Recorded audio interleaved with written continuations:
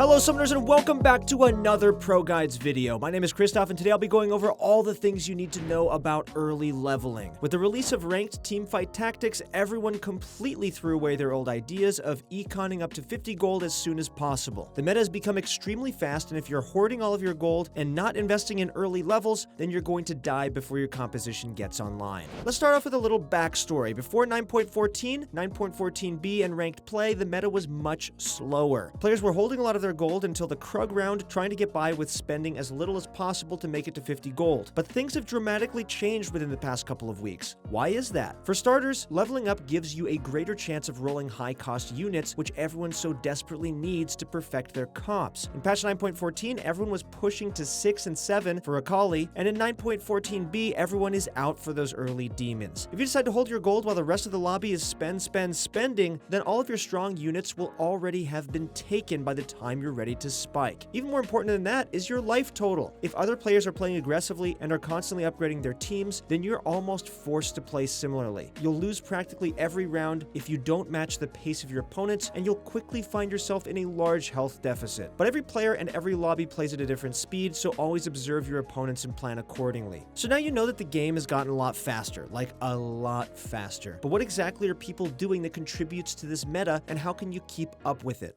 Well, the first thing you need to do is prioritize leveling up in the early rounds. Getting levels is essential for keeping your health up, building win streaks, and constructing your comp. But before we get into that, keep in mind that this doesn't apply to every composition. Comps like gunslingers that people roll for early aren't subject to these guidelines. What we're about to teach you is generally true, but it isn't something you should apply to every game. With that out of the way, let me begin explaining. Let's take this round by round. Rounds 1 through 3 will play out just like usual. Pick up good units where you can and try to build the best initial comp possible. On round 4, you almost always want to buy experience and then go level 4. You'll be at 2 out of 6 experience, which makes it the ideal time in terms of gold. The only universal time you won't want to do this is if you find the perfect units that you absolutely need, either to upgrade a current unit or to complete a synergy. If that's the case, then you forego leveling and hold on to your units. But if those units are just so-so, then you should definitely consider selling them to hit level 4. This is basically a judgment call that you're going to have to constantly make in the early game. Do you prioritize your econ, your bench, or your levels? For clarity's sake, let's split this into 2 chains and we'll talk about them separately, going to 4 in round 4 and not going to 4. Alright, so let's start with not going to 4 in round 4. So you decided to hold your units and not go to 4. This typically means that you have multiple units that you're close to 2-starring, you have several units of a synergy that's worth keeping, or you high-rolled some expensive units or upgraded multiple units and simply can't afford it. Regardless, you've made your decision. Now, the first round can go well or go poorly. It really just depends on the comp you've constructed.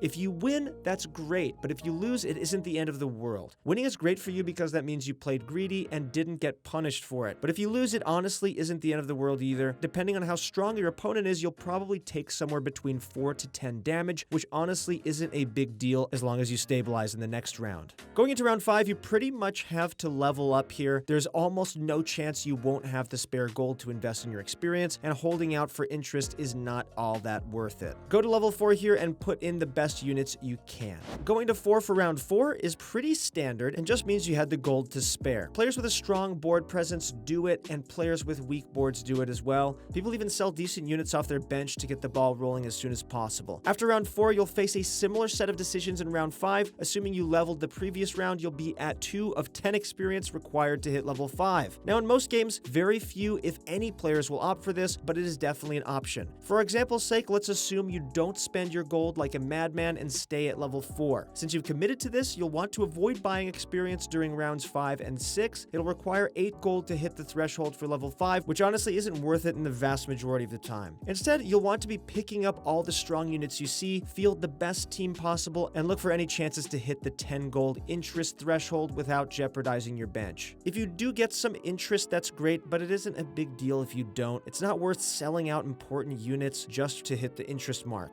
After round 6, you'll be taken to the carousel. Before you get here, you need to look at your items, your units, and your enemies' units and come up with a game plan for what composition you should be running. Look at the items you have on your bench and think about what additional component would make the strongest item. Then think about how that item fits into the comp you're currently running. You'll either want to find an item that complements your current comp, or you'll want to pivot your comp to fit the item you're looking to make. Once you get to the carousel, make a tier list in your head of which item/unit you want, then pray for the best.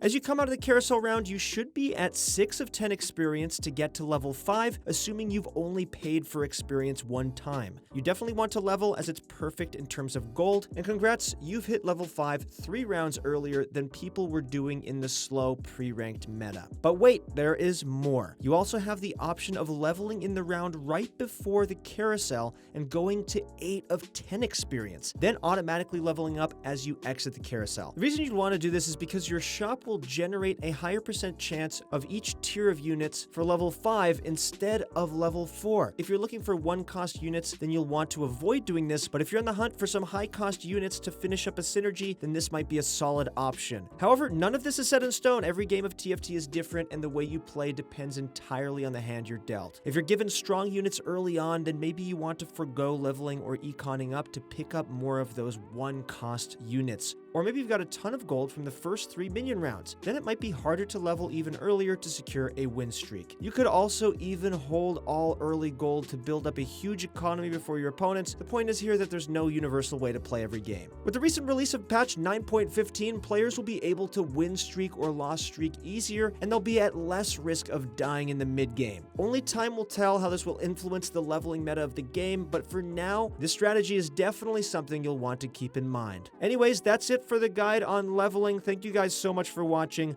Good luck in your next few games, and we'll see you on the Rift.